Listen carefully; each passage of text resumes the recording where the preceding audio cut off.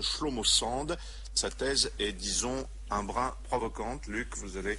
Oui, c'est un livre, Jacques nous dira pourquoi tout à l'heure, puisque Jacques connaît bien Shlomo Sand. C'est un livre qui exaspère à la fois les sionistes et les antisémites, donc ça risque toujours de faire beaucoup. Et c'est un livre qui est en même temps absolument passionnant, et dont je voudrais essayer, pardon, je vais être très schématique, mais de faire comprendre la thèse, parce que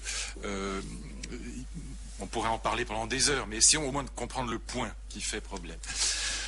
Ce que dit Shlomo Sand, c'est que dans la fondation de l'État d'Israël, et au moment où on va fonder l'État d'Israël, notamment à partir donc du grand mouvement sioniste, qui est un mouvement tout à fait intéressant, eh bien, on a inventé, dit-il, une histoire mythique, une histoire du peuple juif qui, en gros, est à peu près la suivante.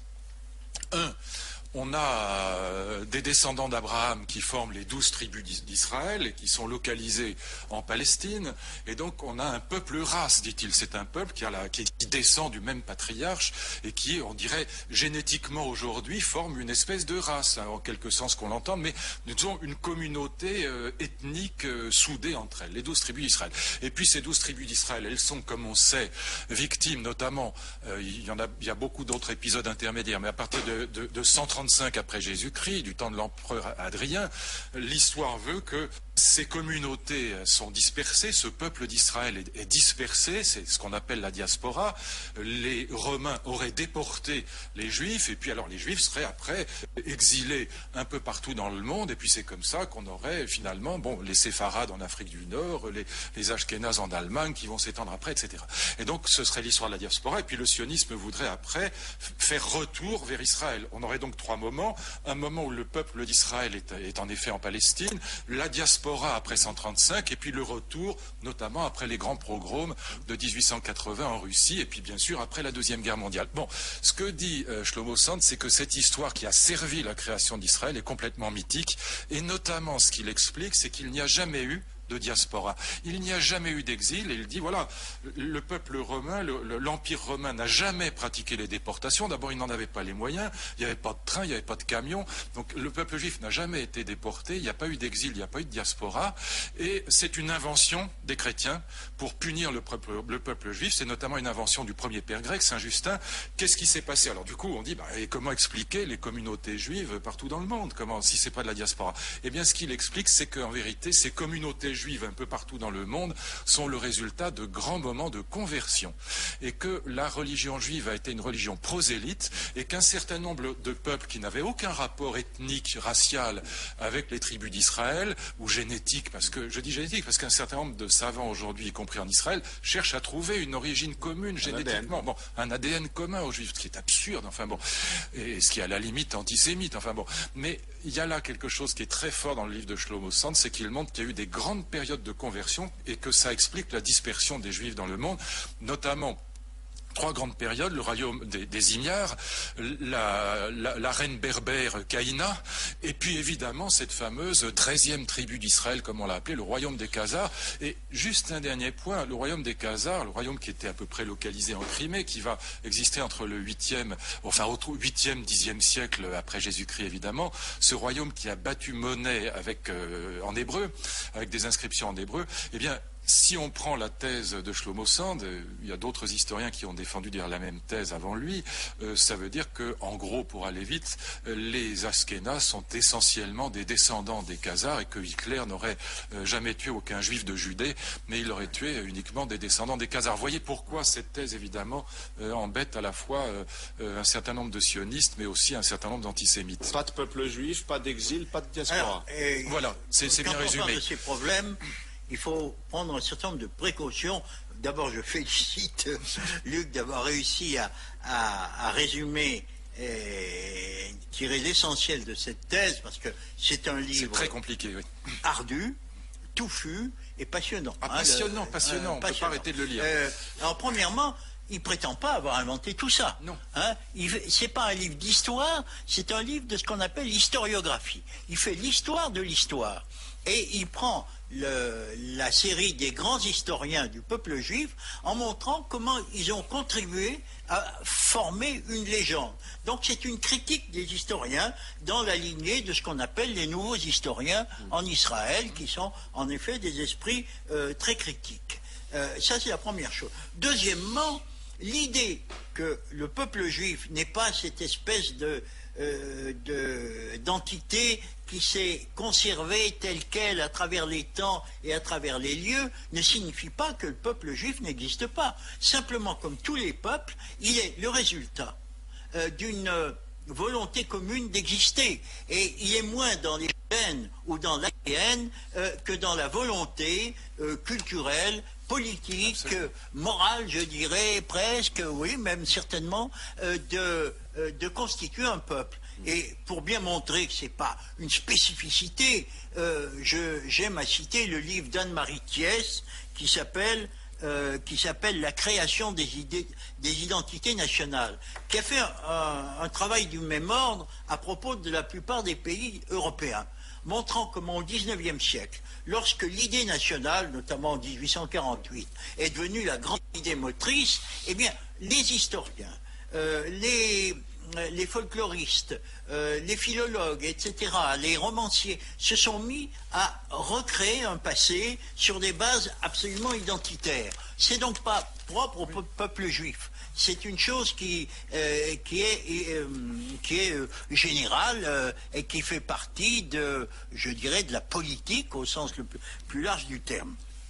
Luc, il rappelle, Shlomo Sand, que la notion de peuple juif contraint à l'exil figure dans la déclaration d'indépendance de l'État d'Israël en 1948. Oui, bien sûr. Peuple juif contraint à l'exil. Voilà, et c'est évidemment là que son livre fait polémique et dérange beaucoup de gens. Je rencontre un certain nombre d'amis qui me disent, voilà, bon, il a peut-être raison, Shlomo Sand, mais c'est pas le moment de le dire. Pourquoi? Oui, parce que, voilà, il faut pas désespérer Billancourt, c'est toujours la même idée. Il faut pas dire la vérité, parce que dans le contexte actuel, au fond, ça dessert l'État d'Israël, et puis ça va plutôt être utilisé par des Palestiniens qui ne seront pas forcément bienveillants. Bon, alors tout ça, évidemment, est compliqué. Laissons-le de côté. Intéressons-nous pour l'instant à la vérité historique. Vous voyez, là où Shlomo Sand permet, à la lumière de l'histoire, et de l'historiographie, comme disait Jacques, parce qu'en effet, il ne prétend pas inventer des choses nouvelles. Par exemple, l'affaire des Khazars, elle est bien connue. Koestler avait écrit un livre célèbre, La 13e tribu. Marek Alter avait publié un très beau livre sur les Khazars, et dans lesquels il disait au fond la même chose que Shlomo Sand, à savoir que l'immense majorité des Ashkénazes sont probablement des descendants des Khazars, qui est un peuple converti. Pourquoi ils sont convertis? C'est très intéressant. Pourquoi à la fois la religion juive a été prosélyte et pourquoi les gens se sont convertis au judaïsme? Aujourd'hui, ça nous paraît très étrange. Oui, parce que la religion juive n'est plus prosélyte aujourd'hui. Exactement. Et voilà, parce que qui aurait envie aujourd'hui d'un peuple qui voudrait se convertir au judaïsme? Ça paraît très très bien. En vérité, ce que montre Shlomo Sand, qui est très intéressant, c'est que des peuples entiers se sont convertis au judaïsme, d'abord parce qu'ils trouvaient que cette religion était très belle, mais aussi parce que ça leur permettait d'échapper à ces deux guerriers terribles qui étaient d'un côté les musulmans, de l'autre les chrétiens. Et donc la conversion au judaïsme était un moyen d'échapper aux deux mâchoires de l'étau, musulmane et chrétienne, et donc de trouver une certaine forme de liberté. Voilà pourquoi la reine Caïna, berbère, se convertit et convertit son peuple. Alors, vous voyez, ça touche une question passionnante. C'est la question qu'évoquait Jacques de l'identité. Aujourd'hui, comment définir un juif français? Est-ce que c'est une race? Évidemment pas, et malgré le délire de certains scientifiques israéliens ou américains qui essayent désespérément de trouver un ADN juif pour essayer de conforter l'idée de peuple juif. Et le délire des antisémites, qui eux aussi considèrent que c'est une race pure. Exactement, et d'ailleurs, ce que montre Shlomo Sand, c'est qu'au XIXe siècle, savants ariens allemands pré-nazis et savants israéliens, et d'ailleurs l'interdiction des mariages mixtes va dans ce sens, veulent à tout prix définir le peuple juif comme une race. Bon, aujourd'hui, très peu de gens tombent dans ce travers terrifiant, donc c'est pas une race, c'est pas une religion, vous avez des juifs laïcs. C'est pas une citoyenneté, on peut être juif sans être israélien. Donc vous avez toujours ce problème de la définition de l'identité juive, et ce que disait Jacques et ce que dit Shlomo Sand est très vrai, c'est d'abord l'adhésion à des principes religieux, c'est-à-dire en fait une adhésion culturelle, historique, volontaire à des principes religieux. Oui, il y a un judaïsme, si je puis dire, religieux, philosophique, intellectuel et moral, ça oui, et c'est une immense religion, ça. Shlomo Sand ne le remet évidemment pas en cause, au contraire il le souligne, mais ça n'est ni une race, ni une citoyenneté, ni forcément une appartenance religieuse à la religion. Jacques, qu'est-ce qu'on lui répond en Israël et même en France? Qu'est-ce que lui répondent d'autres historiens, puisque sa thèse oui, c'est d'ailleurs moins des historiens, hein, parce que, à ma connaissance, il n'y a pas beaucoup d'historiens qui se sont manifestés. Je n'ai pas suivi les débats en Israël, mais par exemple en France, pas beaucoup d'historiens sont manifestés contre les thèses de Shlomo Sand, qui encore une fois ne faisaient que reprendre des choses qui pour l'essentiel ont déjà été établies. Non, il y a deux types d'arguments. Moi j'ai fait un compte rendu de ce livre dans l'Observateur et j'ai reçu une série de critiques qui disaient vous venez de dire, Luc, c'est pas le moment. Au moment où l'identité du peuple juif, encore une fois, n'est pas mise en cause dans ce livre. Simplement, elle n'a pas le cheminement qu'on dit en général. Au moment où l'identité juive est menacée par tous ses ennemis qui l'entourent, c'est pas le moment d'en parler. Et de ce point de vue-là, Shlomo Sand répond implicitement, parce qu'il est très prudent. Hein. C'est pas du tout un provocateur. Il répond, c'est l'inverse. C'est l'inverse. Si Israël est simplement une descendance, mais n'est pas un projet, alors sa place sera de plus en plus difficile là où elle est. À long terme, on se demande ce qu'il deviendra. D'ailleurs, dans les plus intégristes, si on peut dire des sionistes, il y a toujours cette angoisse. Il y a toujours cette angoisse. C'est pour ça d'ailleurs que personnellement, je suis toujours sensible à cet argument. Israël peut-il disparaître? À terme, nous sommes condamnés en quelque sorte. En tout cas, nous sommes profondément menacés. Et Shlomo Sand, au fond implicitement, dit si le peuple juif, ou plutôt si l'État d'Israël, n'est pas également un projet valable, par exemple, pour ses habitants non juifs, les Arabes. Il y a quand même une partie importante, ça doit faire à peu près le quart, je crois, de la population d'Israël, qui ne sont pas juifs, qui sont arabes. Eh bien, qu'en sera-t-il lorsque, étant donné que leur démographie est plus puissante que les Juifs eux-mêmes, lorsqu'ils seront majoritaires dans cet État. Autrement dit, il est évident que ce livre a des incidences sur la politique, même si, encore une fois, il entend se situer purement sur le plan historique. On va conclure là-dessus. Shlomo Sand dit lui-même qu'il n'est pas antisioniste. Hein, et simplement, c'est quelqu'un, bon, c'est un homme de gauche, c'est un démocrate aussi, et qui pense que la survie d'Israël, en effet, est en jeu aujourd'hui, mais que ce n'est pas dans la crispation sur l'idée d'un peuple race que se trouve la solution. Et on peut discuter avec lui.